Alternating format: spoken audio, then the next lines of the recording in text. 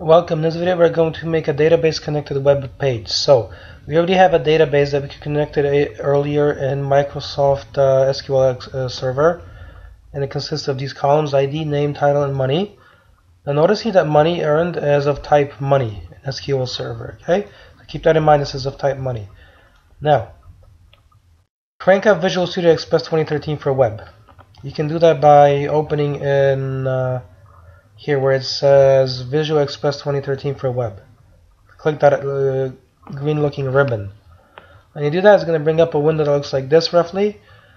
Okay, at this point we need to make a web page. So I gotta disconnect this for a second. There you go.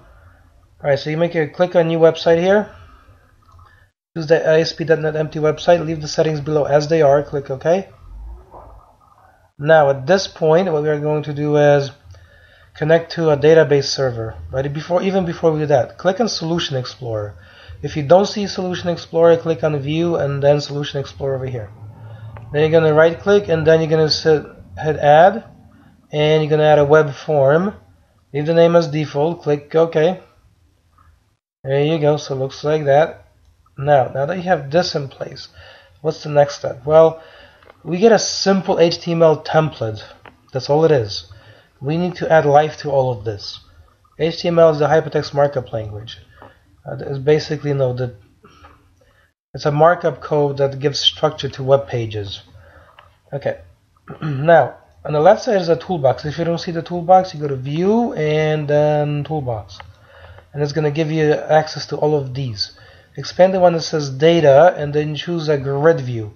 So left click on the mouse, drag and drop and release, and it gives us this here. Alright, now notice right now in source view, if you look at what we've just dropped in, it added a small amount of code that basically says the ID of the control, and a control is nothing but some pre-built functionality that's being given to us already. Instead of having to make a grid view by hand, we can just drag and drop it and it's got a lot of features built in already.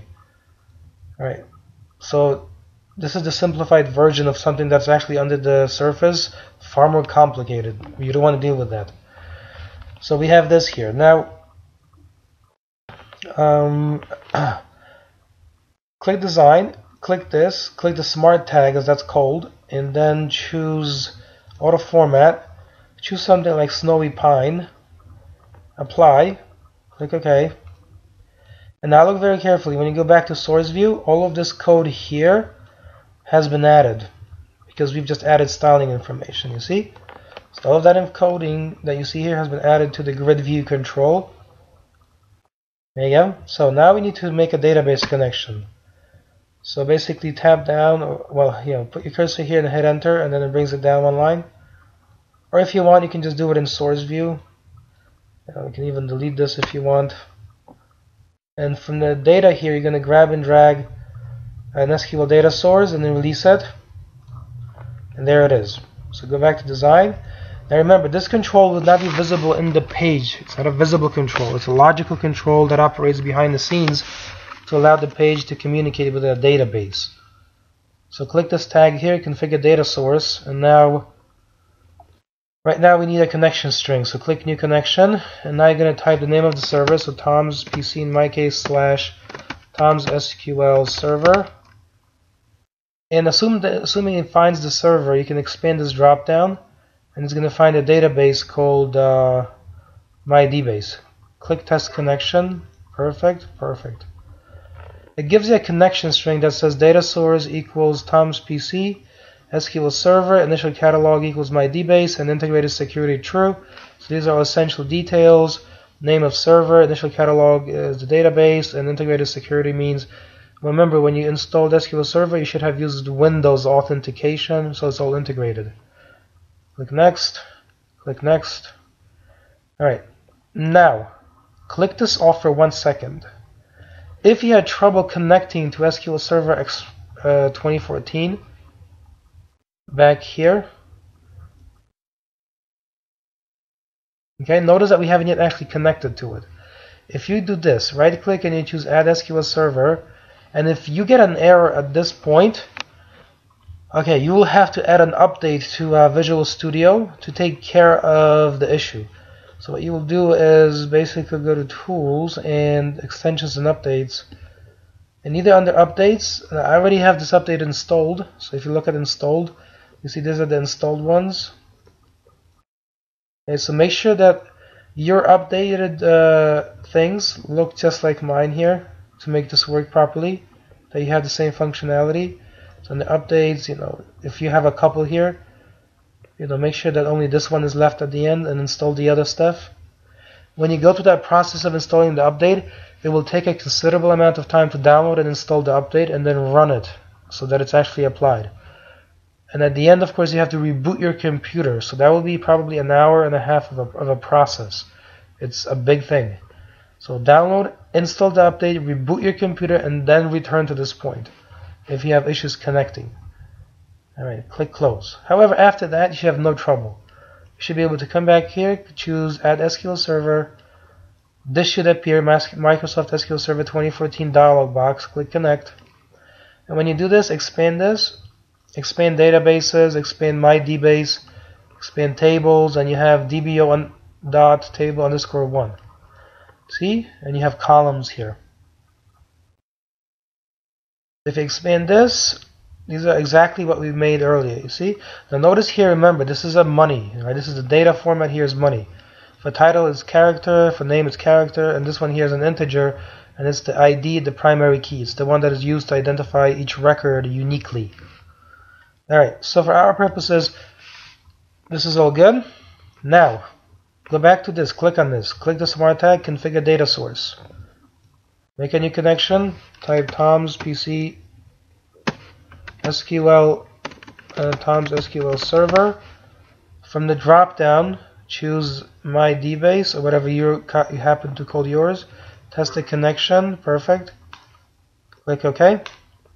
Expand this, there's a connection string, this is the name of the server, the source of the data, initial catalog is the database, and then integrated security means we don't have to specify any additional login information. So remember, when you installed SQL Server, you should have used Windows authentication during that process. Click Next, and now at this point, notice we get a basic query, select star from table_1. Let's change that to name, title, and money earned.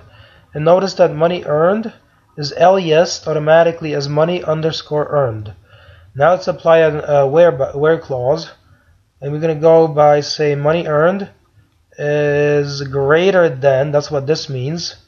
Okay, so let's go over these. Equal to, less than, greater than, less than or equal to, greater than or equal to, or not equal to.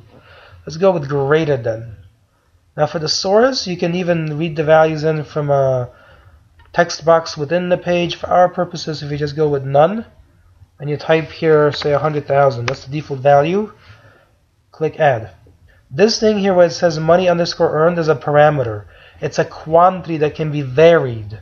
After all, I chose 100,000, but I'm going to show you how to change that in a minute.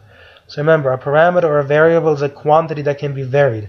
We indicate it by having a little at, money earned. See that? That's a little at. That means this is a variable quantity. Click OK. And there's our little query, you see? Now, let's add an order by for sorting. Alright, so, say money earned, and say do a descending. And again, the query is modified. Click OK. Click Next. Test the query. It's going to bring up a window that says Parameter Values Editor. Remember, the money_earned is a parameter. It's a changeable quantity. So in this case, we are setting it equal to 100,000.